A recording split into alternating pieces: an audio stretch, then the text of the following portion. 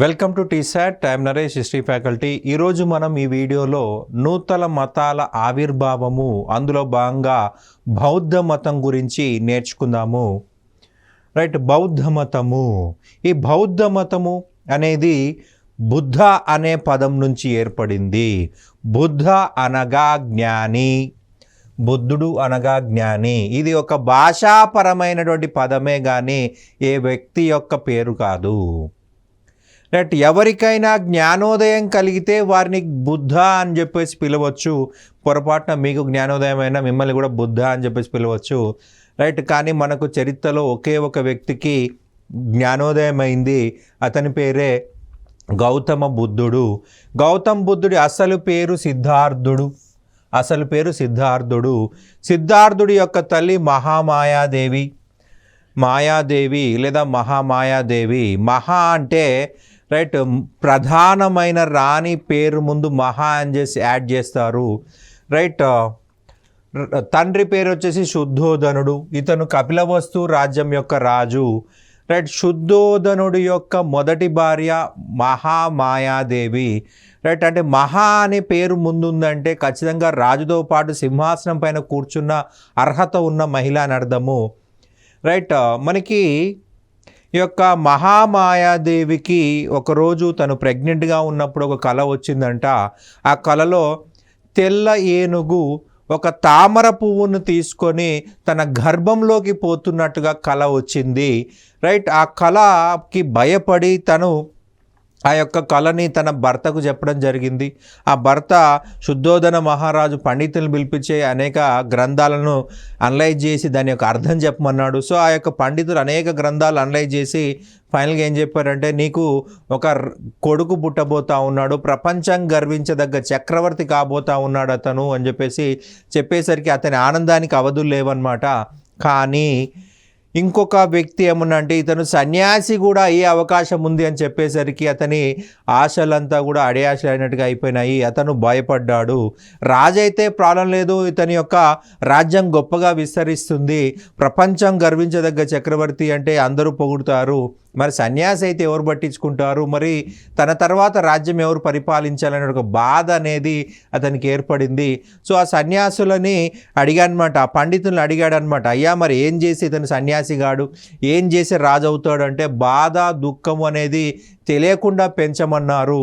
So బాధ దుఃఖం తెలియకుండా పెంచడము జరిగితేనే అతడు సన్యాసి కాడు అన్నారు. వైశాఖ శుద్ధ పౌర్ణమి రోజున మహామాయాదేవి రావి చెట్టు కింద లుంబినిలో రైట్ సిద్ధార్థునకు జన్మనివ్వడం జరిగింది.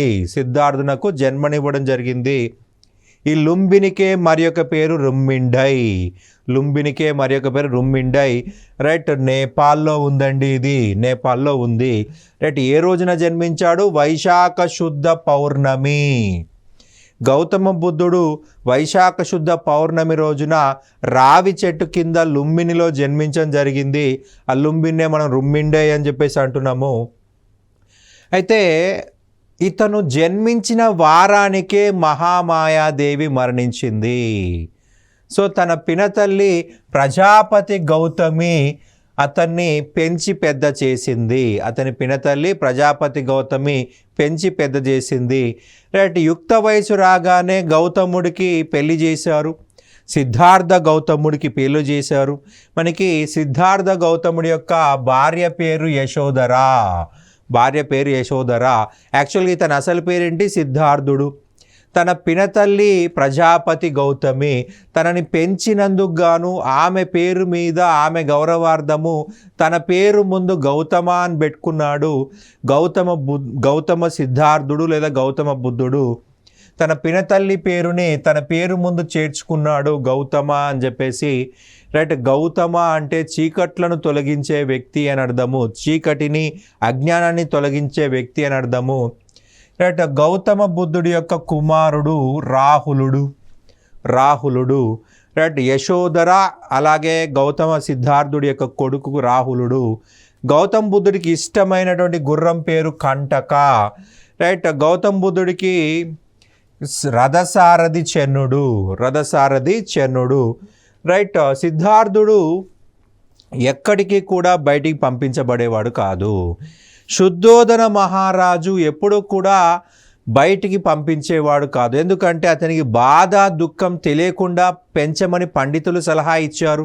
ఒకవేళ కనుక అతను బాధ దుఃఖ సంఘటనలు చూసినట్లయితే ఖచ్చితంగా సన్యాసిగా మారుతాడు. సో అని చెప్పేసి ఇతన్ని ఎక్కడికి పంపించేవాళ్ళు కాదు. కానీ ఒకరోజు రాజు లేని సందర్భంలో చనుడితో పాటు సిద్ధార్థుడు అంతఃపురం నుంచి బయటికి వెళ్ళడం జరిగింది. 4 సంఘటనలు చూడడం జరిగిందండి. మొదట ఒక వృద్ధుణ్ణి చూడడం జరిగింది. అయితే చెన్నాని అడిగాడు, ఏంటి అతను అలా ఉన్నాడు? రైట్, అంటే అతను వృద్ధాప్యంలో ఉన్నాడు. రైట్, ప్రతి ఒక్క వ్యక్తి కూడా చిన్నపిల్లవానిగా పుట్టి పెరిగి పెద్ద అయిపోయి జీవనం కొనసాగించి రైట్ ముసలితనంకి వస్తారు అని చెప్పేసి అన్నాడు. అంటే నువ్వు కూడా ముసలివాడు అవుతావు అంటే అవుతానేమో. రైట్, నేను కూడా ముసలివాడిని అవుతానంటే అవుతావు. సో అంటే ప్రతి ఒక్కరు ముసలి వాళ్ళు అవుతారు అన్నారు. సో ఈ ముసలితనం ఏంటో ఆలోచించి కొద్ది దూరం పోయారు. ఒక వ్యాధిగ్రస్తుడు చూశారు, కుష్టు వ్యాధిగ్రస్తుని చూశారు. రైట్, అయితే ఏంది ఇతను ఇలా ఉన్నాడు, ఇతనికి ఏమైనా సమస్య అంటే అతనికి చెప్పాడనమాట చెన్నుడు. రైట్, అతనికి వ్యాధి వచ్చింది, అందుకే ఈ యొక్క బాధలో ఉన్నాడు అన్నాడు. సో ఇంకొద్ది దూరం పోయిన తర్వాత ఒక శవయాత్ర చూశారు, ఒక మృతదేహాన్ని చూశారు. ఒక శవయాత్ర చూడడం జరిగింది. మళ్ళొకసారి అడిగాడనమాట. శవయాత్రని చూసిన తర్వాత సిద్ధార్థుడు అడిగాడనమాట. రైట్, శవయాత్ర యొక్క మృతదేహం చూశాడు. రైట్, ఏందైనా పడుకుని ఉన్నాడు, 4 మోస్తున్నారు. రైట్ అని దాని గురించి అడిగితే అతను చనిపోయాడు. సో అతన్ని మృతదేహాన్ని సమాధి చేయడానికి వెళ్తున్నారు అని చెప్పేసి అడిగాడు. రైట్, అంటే చనిపోయాడంటే ఆత్మ వెళ్ళిపోయింది అన్నాడు.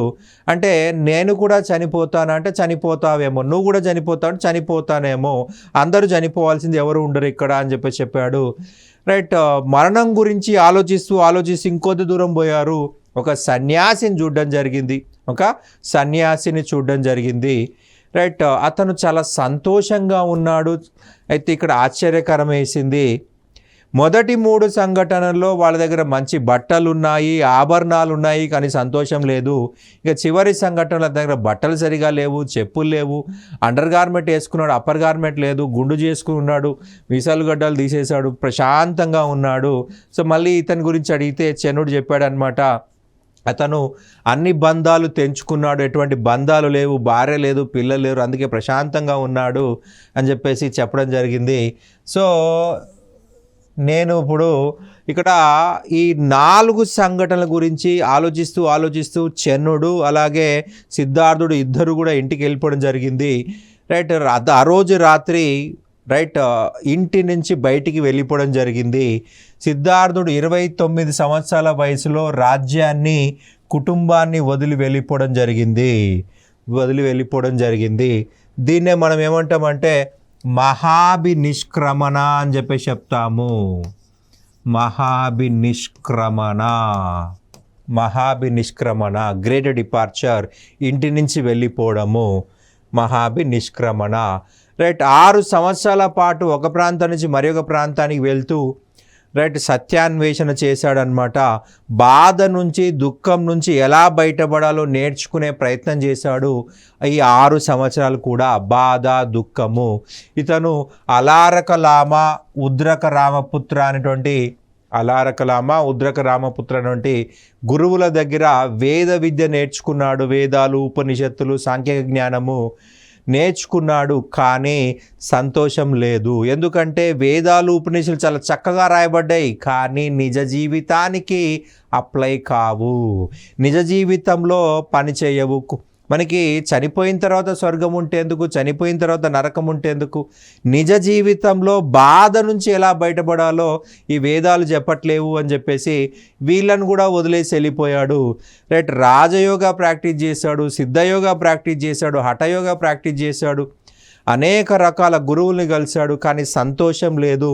రైట్, మనకి ఇప్పుడు నిజ జీవితంలో బాధ దుఃఖం నుంచి ఎలా బయటపడాలో అతనికి అర్థం కాలేదు. రైట్, 35 సంవత్సరాల వయసులో బీహార్లోని గయా అనే ప్రాంతంకు వెళ్ళాడు. గయా, దీన్నే మనం ఉరువేల అంటున్నాము. యాక్చువల్గా అసలు పేరు ఉరువేల. బుద్ధుడికి జ్ఞానోదయం అయిన తర్వాత దాన్ని గయగా పిలువబడింది. రైట్ ఈ ప్రాంతంలో పూర్తిగా ఆహారం తీసుకోవడము ఆపేశాడు. ఎందుకంటే ఇంటి నుంచి వచ్చి 6 సంవత్సరాలు అయిపోయింది. ప్రజల బాధకి దుఃఖానికి ఒక సొల్యూషన్ కనిపెట్టలేకపోయిన బాధతోటి ఆహారం తీసుకోవడం ఆపేశాడు. అయితే ఆల్మోస్ట్ చనిపోయే పరిస్థితి, రైట్ బక్కచిక్కిపోయాడనమాట. సుజాత అనే గ్రామీణ మహిళ సిద్ధార్థుణ్ణి చూసి ఒక వనదేవత అనుకుంది. వనదేవత అనుకుని నైవేద్యం పెట్టేసి దండం పెట్టుకుని వెళ్ళిపోయింది. ఎందుకో సిద్ధార్థుడికి నచ్చింది, తినేశాడు. అదే ప్లేస్లో 48 రోజుల పాటు కూర్చున్నాడండి. 48 రోజుల పాటు కూర్చొని తపస్సు చేయడం జరిగింది. 49వ రోజు అతనికి జ్ఞానోదయం కలిగింది. రైట్ ఈ సిద్ధార్థుడు ఎక్కడ కూర్చున్నాడయ్యా అంటే నిరంజన నది. రైట్ ఆ గయలో ఉన్నటువంటి నది పేరేంది? నిరంజన నది అని గుర్తుపెట్టుకోవాల్సి ఉంటుంది. గయలో ఉన్న నది నిరంజన నది, దానికే పాల్గుణ నది అని కూడా ఉంది. రైట్ రావి వృక్షం కింద 48 రోజుల పాటు తపస్సు చేశాడు. రైట్ వైశాఖ శుద్ధ పౌర్ణమి రోజున గౌతముడికి జ్ఞానోదయం కలిగింది. సో ఆ రోజు నుంచి సిద్ధార్థుణ్ణి గౌతమ బుద్ధ అని చెప్పేసి పిలవడం జరిగింది. వైశాఖ శుద్ధ పౌర్ణమి రోజున గౌతముడికి జ్ఞానోదయం కలిగింది. సో ఆ రోజు నుంచి గౌతమ బుద్ధుడు అని చెప్పి పిలుస్తున్నాము. మనం పుట్టింది ఏ రోజు చెప్పుకున్నామండి? వైశాఖ శుద్ధ పౌర్ణమి. రైట్ జ్ఞానోదయం అయింది కూడా వైశాఖ శుద్ధ పౌర్ణమి. ఎన్ని సంవత్సరాల వయసులో? 35 సంవత్సరాల వయసులో, 35 ఇయర్స్ ఏజ్లో రైట్ జ్ఞానోదయం కలిగిందనమాట. రైట్ ఈ సంఘటన జరిగిన తర్వాత నుండి సిద్ధార్థుడు బుద్ధుడిగాను, గయ బుద్ధగయగాను, రావి చెట్టును బ్రోధి వృక్షంగాను పిలువబడుతూ ఉంది. రైట్ తపస్సు సమయంలో భగ్నం కలిగించడానికి ప్రయత్నించిన మహిళ మర. రైట్ ఈ 49 రోజుల పాటు తపస్సు చేశాడు కదా, ఆ యొక్క తపస్సుకి ఇబ్బంది పెట్టినటువంటి మహిళ మర. కానీ గౌతమ్ బుద్ధుడు ఎటువంటి చెల్లించలేదన్నమాట. మనకి గౌతమ్ బుద్ధుడి శిల్పాలు పరిశీలించినట్లయితే భూమి స్పర్శ ముద్ర ఉన్నటువంటి శిల్పం అనేది రైట్ గౌతమ్ బుద్ధుడికి సంబంధించింది. ఆ భూమి స్పర్శ ముద్ర రైట్ తన యొక్క చాస్టిటీకి, శీలానికి భూమే సాక్ష్యము అని చెప్పేసి ఈ మరకి వ్యతిరేకంగా మనకి ఆ యొక్క శిల్పం చెక్కబడింది. రైట్ ఎప్పుడైతే సిద్ధార్థుడు గౌతమ్ బుద్ధుడు అయ్యాడు, అతనికి కొన్ని బిరుదులు రావడం జరిగింది. శాక్యముని, ఇతని వంశం పేరేంటండి? శాక్య వంశం కాబట్టి శాక్యముని అన్నారు. అంగీరసుడు, తథాగతుడు, ఇవి అతని యొక్క ముఖ్యమైన బిరుదులు. బుద్ధుణ్ణి ఆసియా జ్యోతి అని అన్నది ఎడ్విన్ ఆర్నాల్డ్ రాసిన గ్రంథము Asia Jyoti, light of Asia. బుద్ధుణ్ణి ప్రపంచ జ్యోతి అన్నది రైస్ డేవిడ్ అనే వ్యక్తి బుద్ధుణ్ణి ప్రపంచ జ్యోతి అన్నాడు. రైట్ మనకి గ్రీకుల దండయాత్రల గురించి, భారతదేశం పైన గ్రీకులు దండయాత్ర చేసిన తర్వాత భారతదేశంలో వాళ్ళు గౌతమ్ బుద్ధుని గురించి తెలుసుకున్నారు. ఆ యొక్క అంశాలను అలెగ్జాండర్ భారతదేశంపై దండయాత్ర చేశాడు. సో వాళ్ళు వెనక్కి వెళ్ళిన తర్వాత కొంతమంది గౌతమ్ బుద్ధుడి గురించి సమాచారము క్లిమెంట్ అనే వ్యక్తికి చెప్పడం జరిగింది. ఈ క్లిమెంట్ అనే వ్యక్తి తన గ్రంథంలో గౌతమ బుద్ధుడి గురించి రాయడం జరిగింది. రైట్ గౌతమ్ బుద్ధుడి గురించి రాసిన మొదటి విదేశీయుడు క్లెమెంట్. ఇతను ఎలా తెలుసుకోగలిగాడు అంటే అలెగ్జాండర్ దండయాత్రలతో మనకి కొంతమంది గ్రీకులు వెళ్ళారు ఇండియాకి. సో వాళ్ళు రిటర్న్ అయిన తర్వాత వాళ్ళు కొంతమంది డిస్కషన్స్లో గౌతమ్ బుద్ధుని గురించి క్లిమెంట్ తెలుసుకున్నాడు. సో ప్రపంచానికి పరిచయం చేసిన వ్యక్తి క్లిమెంట్ అని గుర్తుపెట్టుకోవాలి. తన గ్రంథంలో గౌతమ్ బుద్ధుడి గురించి కూడా రాశాడు. రైట్ జ్ఞానోదయం అయిన తర్వాత గయ నుండి సారానాథ్కు తన 5 శిష్యులతో వెళ్ళడం జరిగింది. తను తెలుసుకున్న జ్ఞానాన్ని మొదటిసారిగా సారానాథ్లో జింకల వనంలో తన 5 శిష్యులకు బోధించాడు. రైట్ మనకి గౌతమ బుద్ధుడి యొక్క తొలి ఉపన్యాసమునే ధర్మచక్ర పరివర్తన అని అంటాము. రైట్ ఇక్కడ అష్టాంగ సూత్రాలను, ఆర్య సత్యాలను వివరించడం జరిగింది. తన 5 శిష్యులకి తన తొలి ఉపన్యాసం ఎక్కడ చేశాడండి? సారానాథ్లో చేశాడు. సారానాథ్ ఎక్కడుంది? ఉత్తరప్రదేశ్ అని గుర్తుపెట్టుకోవాలి. సారానాథ్ ఉత్తరప్రదేశ్. గయ బీహార్. గయ అనేది బీహార్ అండి. గయ బీహార్. బీహార్ నుండి ఉత్తరప్రదేశ్, మనకి సారానాథ్ ఉత్తరప్రదేశ్ సరిహద్దు ప్రాంతమే అన్నమాట, బీహార్ సరిహద్దు ప్రాంతమే. రైట్, ఇక్కడ 5 స్టూడెంట్స్ అని చెప్పేసి చెప్తున్నాము. రైట్, వాళ్ళ పేర్లు చూసినట్లయితే అసాగి, బాదియా, కొండన, వాపా, మహానామా. ఈ 5 స్టూడెంట్స్కి తను తెలుసుకున్న జ్ఞానాన్ని ఇవ్వడం జరిగింది. సో మనకి గౌతమ బుద్ధుడి యొక్క బోధనలు మొదట ఎక్కడ చేశాడు? సారానాథ్లో చేయడం జరిగింది. గౌతమ బుద్ధుడి బోధనలు మొదట ప్రారంభమైంది సారానాథ్లో. అతని బోధన వల్లనే బౌద్ధ మతం అభివృద్ధి చెందింది. కాబట్టి బౌద్ధ మతమునకు పుట్టినిల్లు అంటే సారానాథ్ అని మనం గుర్తుపెట్టుకోవాలి. సారానాథ్ అని చెప్పేసి గుర్తుపెట్టుకోవాలి. బుద్ధుడి బోధన వల్లనే బౌద్ధ మతం అభివృద్ధి చెందింది. సో మరి మొదట బోధన ఎక్కడ చేశాడు? సారానాథ్లో చేశాడు. కాబట్టి బౌద్ధ మతానికి పుట్టినిల్లు, ఇది మోస్ట్ ఇంపార్టెంట్, రిపీటెడ్గా అడుగుతారు, మనం కూడా కన్ఫ్యూజ్ అయ్యే అవకాశం ఉంటుంది. గౌతమ బుద్ధుడు పుట్టిన ప్రాంతము అంటే లుంబిని. గౌతమ బుద్ధుడు పుట్టిన ప్రాంతం లుంబిని. బౌద్ధ మతం పుట్టిన ప్రాంతం సారానాథ్. సో మనకి ఎగ్జామ్లో చాలామంది చేసే మిస్టేక్ ఏంటంటే బౌద్ధ మతానికి పుట్టినిల్లు అంటే సారానాథ్ కాకుండా లుంబిని ఆన్సర్ పెట్టేసి వస్తారు. రైట్, లుంబిని ఆన్సర్ పెట్టేసి వస్తారు. లుంబిని కాదు, సారానాథ్ అనేది గుర్తుపెట్టుకోవాల్సి ఉంటుంది. రైట్, సారానాథ్. ఎందుకు సారానాథ్ అంటే మొదట స్పీచ్ ఎక్కడ ఇచ్చాడు? మనకి సారానాథ్లో ఇచ్చాడు. రైట్, సారానాథ్లో మొదటిసారి బౌద్ధ మతానికి సంబంధించి బోధనలు చేశాడు. మనకి అడిగిన క్వశ్చన్ కేర్ఫుల్గా అర్థం చేసుకోలేకపోతే మనం సగం ఓడిపోయినట్లు. రైట్, మనకి లుంబినిలో గౌతమ బుద్ధుడు జన్మించాడు. రైట్, లుంబినిలో గౌతమ బుద్ధుడు జన్మించాడు. రైట్, కానీ మనకి ఇక్కడ అడిగిన క్వశ్చన్ చూడాల్సి ఉంటుంది. ప్రధానంగా క్వశ్చన్ పుట్టిన ప్రాంతం అడగట్లేదు, బౌద్ధ మతానికి పుట్టినిల్లు అన్నప్పుడు సారానాథ్ అనేది మనం గుర్తుపెట్టుకోవాలి. సారానాథ్లో బౌద్ధ మతం పుట్టింది, గౌతమ బుద్ధుడు పుట్టింది లుంబిని. చిన్న క్లారిటీ మిస్ అయితే మనకు ఒక మార్క్ మిస్ అవుతుంది.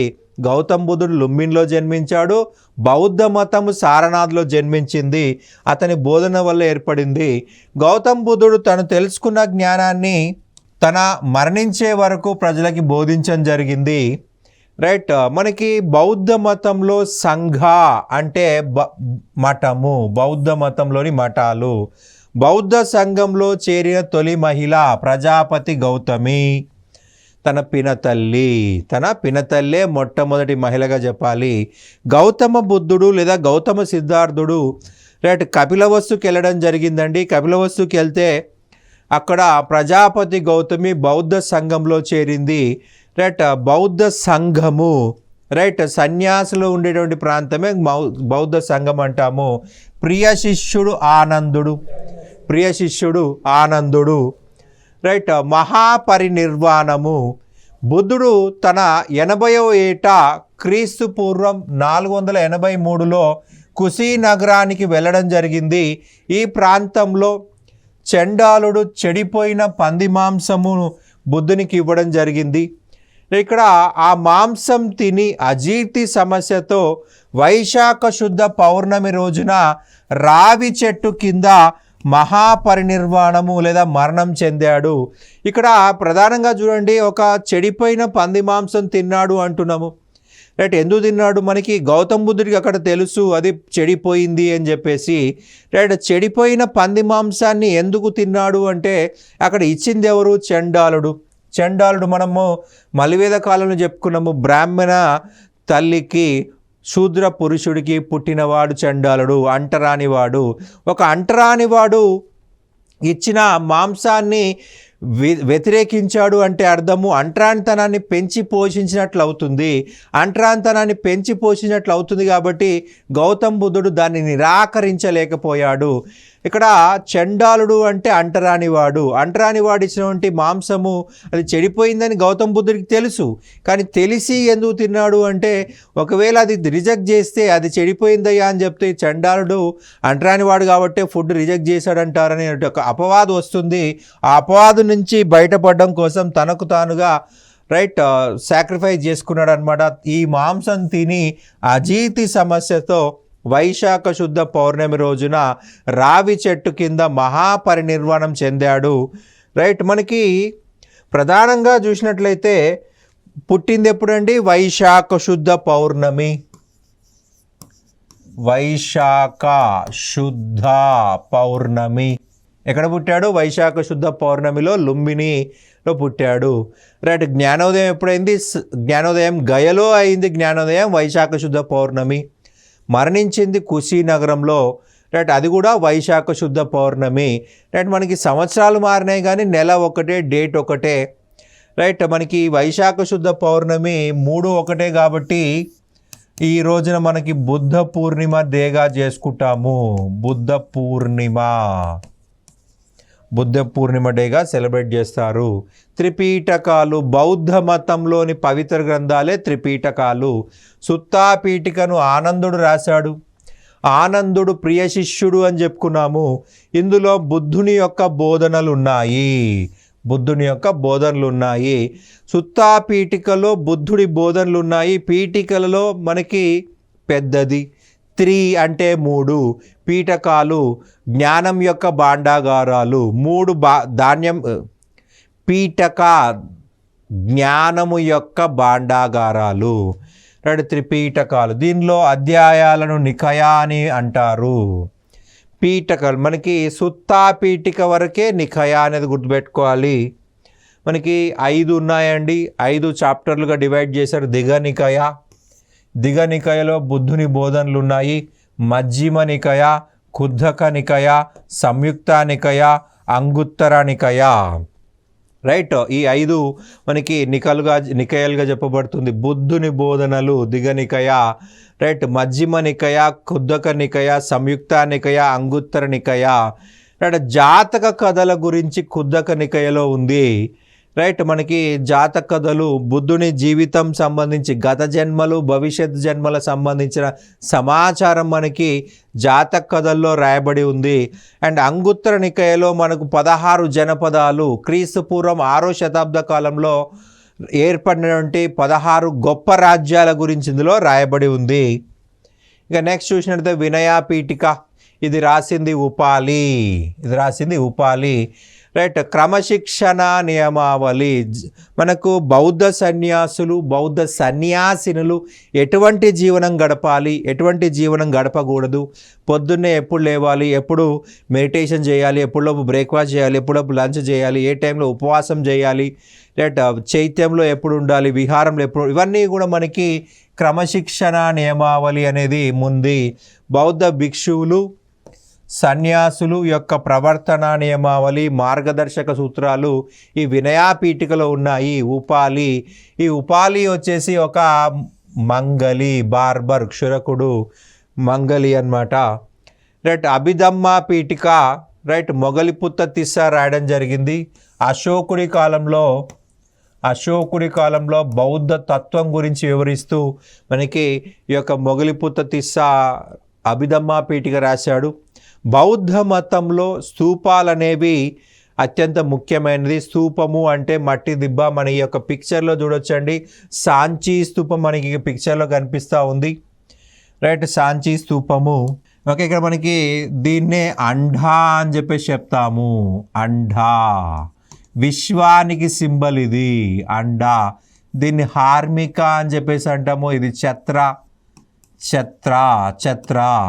ఓకే. 4 దిక్కుల 4 ఎంట్రన్స్లు కట్టారండి. తోరణాలు మనకి ఇక్కడ చాలా డెకరేటివ్ వేలో కన్స్ట్రక్ట్ చేశారు. 4 దిక్కుల 4 తోరణాలు ఇక్కడ కనిపిస్తాయి. రైట్. చుట్టూ కూడా ప్రదక్షిణాపదం మనకి కనిపిస్తుంది. రైట్. గౌతమ బుద్ధుడి అవశేషాలపై నిర్మాణాలే రైట్ మనకి స్తూపం అని అంటాము. గౌతమ బుద్ధుడి అవశేషాలపై నిర్మించిన నిర్మాణాలు, ఒక వేదికపై నిర్మించిన అర్ధ గోళాకార నిర్మాణమే స్తూపము.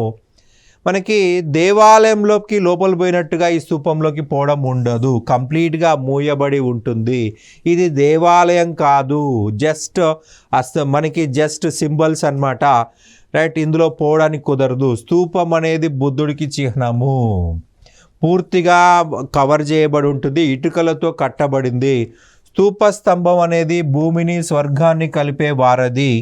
స్తూప గుమ్మటం అనేది విశ్వానికి ప్రతీక. మనకు అండా అని చెప్పుకున్నాం కదండి. ఆ అండానే మనము విశ్వానికి ప్రతీక అని చెప్పేసి చెప్తున్నాము. అండా. సో ఈ యొక్క దాన్నే మనము గుమ్మటము అన్నం లేదా అండా అంటున్నాము. ఇదే విశ్వానికి సింబల్ అన్నమాట. మనకి స్తూపాన్ని 3 రకాలుగా వర్గీకరించవచ్చు. ధాతు గర్భిత స్తూపము బుద్ధుడి యొక్క ప్రధాన అవశేషాలపై నిర్మించింది. బుద్ధుడి ధాతువులుంటే ధాతు గర్భిత స్తూపం అని చెప్పేసి అంటాము. పారిభోజక బౌద్ధ గ్రంథాలపై నిర్మించినట్లయితే పారిభోజక. ఉద్దేశిక ఒక ఉద్దేశంతో నిర్మించబడిన స్తూపము, ఒక పర్పస్తో నిర్మించబడిన స్తూపము. స్తూపం లోపల బుద్ధుడి అస్థికలు కానీ బౌద్ధ గ్రంథాలు కానీ ఉండవు. ఒక ఉద్దేశంతో, ఫర్ ఎగ్జాంపుల్ నాకు సో అండ్ సో జరిగితే నేను ఒక స్తూపం కట్టిస్తాను అని చెప్పేసి ఆ కాలంలో కోరుకునేవాళ్ళు. ఇప్పుడు ప్రజెంట్ ఎలాగైతే కొంతమంది కోరికలు కోరుకుంటారు, సో అండ్ సో అయితే నేను సో అండ్ సో ఇస్తాను, నిలువు దోపిడీ ఇస్తాను, అది ఇస్తాను, ఇది ఇస్తాను. అలాగా బౌద్ధ మతంలో కూడా ఉంది. రైట్, మరి నాకు సో అండ్ సో నేను ఈ యొక్క లక్ష్యాన్ని చేరుకున్నట్లయితే నేను నీకు స్తూపం కట్టిస్తాను. సో అటువంటప్పుడు ఇందులో ఎటువంటి బుక్స్ కానీ అలాగే గౌతమ్ బుద్ధుడి ధాతువులు కానీ ఉండవన్నమాట. ఒక ఉద్దేశంతో నిర్మించబడింది ఉద్దేశిక స్తూపము. ఇట్లా 3 ఉంటాయి మనకి. రైట్, అశోకుడి కాలంలో విదిషలో సాంచీ స్తూపం నిర్మించబడింది. సాంచీ స్తూపం విదిష మనకి దగ్గరగా ఉంటుంది. విదిష అంటే మనకి ప్రజెంట్ మనకి బేసానగరే విదిష అని చెప్పేసి అంటాము. సాంచీ దాదాపు ఒక 20-30 కిలోమీటర్ డిస్టెన్స్లో మనకు కనిపిస్తుంది. రైట్, తక్షశిలలో ధర్మార్థిక స్తూపము మరియు ధాన్యాకటకంలో అమరావతి స్తూపము అశోకుడే కట్టాడు. రైట్, తక్షశిల ప్రస్తుతం పాకిస్తాన్కి వెళ్ళిపోయింది, కానీ ఆ కాలంలో భారతదేశమే. భారతదేశంలో అతి పురాతనమైన స్తూపము పిప్రవాహ. ప్రజెంట్ ఇది ఉత్తరప్రదేశ్ రాష్ట్రంలో ఉందండి. భారతదేశంలో అతి పురాతన స్తూపం అంటే పిప్రవాహ, ఉత్తరప్రదేశ్. అండ్ తెలంగాణలో అతి పురాతనమైన స్తూపం చూసినట్లయితే నేలకొండపల్లి స్తూపము. దీన్నే విరాటరాజ గద్దె అని పిలుస్తాము. విరాటరాజ గద్దె అని చెప్పేసి పిలువబడతా ఉంది స్థానికంగా. నేలకొండపల్లి స్తూపాన్నే విరాటరాజ గద్దె అని చెప్పేసి పిలవడం జరిగింది. భారతదేశంలో అతిపెద్ద స్తూపము సాంచీ స్తూపము, మధ్యప్రదేశ్. తెలంగాణలో అతిపెద్ద స్తూపము నాగార్జునకొండ.